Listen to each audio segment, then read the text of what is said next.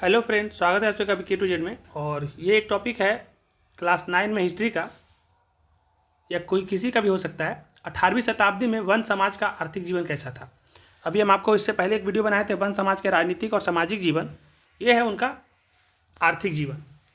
तो ध्यान से सुनेंगे तो आपको याद हो जाएगा, और अगर नहीं याद होता तो आप एक बार लिख लीजिए इसको अच्छा से रोक रोक के, और एक दो बार पढ़ लीजिए, समझ में आ जाएगा। हम आपको अच्छे से समझा भी देंगे। तो शुरू करते हैं। ये 18वीं शताब्दी में वन समाज के आर्थिक जीवन का आधार कृषि था। मतलब 18वीं शताब्दी में जो वन में समाज, मतलब जो जंगल में रहने वाले लोग का समाज था, उनका जो जीवन था वो कृषि था। मतलब कृषि से जीवन चलाते थे और जंगल से उनका जीवन चलता था। वे क्या करते थे कि जिस जगह पे खेती करने लायक जगह रहता था वहाँ पे जंगल को काट के खेती करते थे, और फिर वहाँ पर जब खेती हो जाता था तो फिर वहाँ के बाद दूसरी जगह पे बदल के वो खेती करते थे।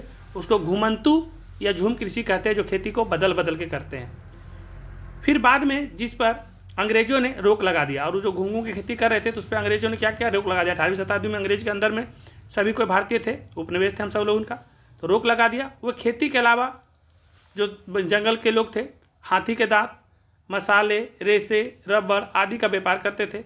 साथ साथ लौह भी तैयार करते थे, जिसका चूड़ी उड़ी बनता है, जो चिपकने वाला होता है। ये सब भी कार्य करते थे। होता था क्या कि बहुत सारे लोग हाथी का दांत खरीदने का शौक रखते हैं, तो इस तरह से इन लोग अपना जीवन यापन चलाते थे।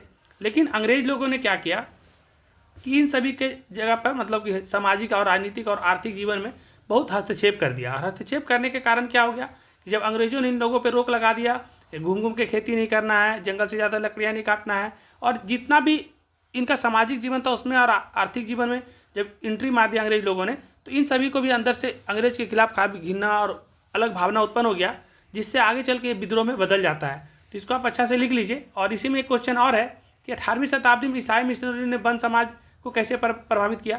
तो 18वीं शताब्दी में अंग्रेजों ने वन समाज को लोगों को शिक्षा देने और उन्हें सब बनाने के उद्देश्य से ईसाई मिशनरियों का घुसपैठ कराया।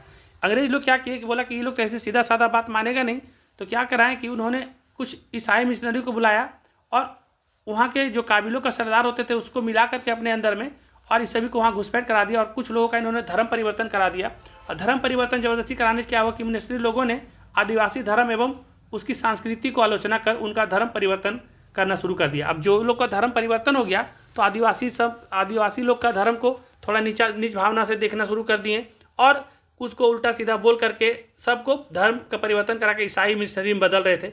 बड़ी संख्या में आदिवासियों ने ईसाई धर्म अपना लिया और शिक्षा पाकर अपनी स्थिति में सुधार की, लेकिन वे अपने अन्य भाइयों को ही घृणा करने लगे। अब कुछ लोगों ने धर्म तो चेंज कर लिया, कुछ शिक्षा तो ले लिया, लेकिन शिक्षा हो गया तो बचे हुए जो आदिवासी थे उनको से घृणा करने लगे, अपने भाइयों से घृणा होने लगा।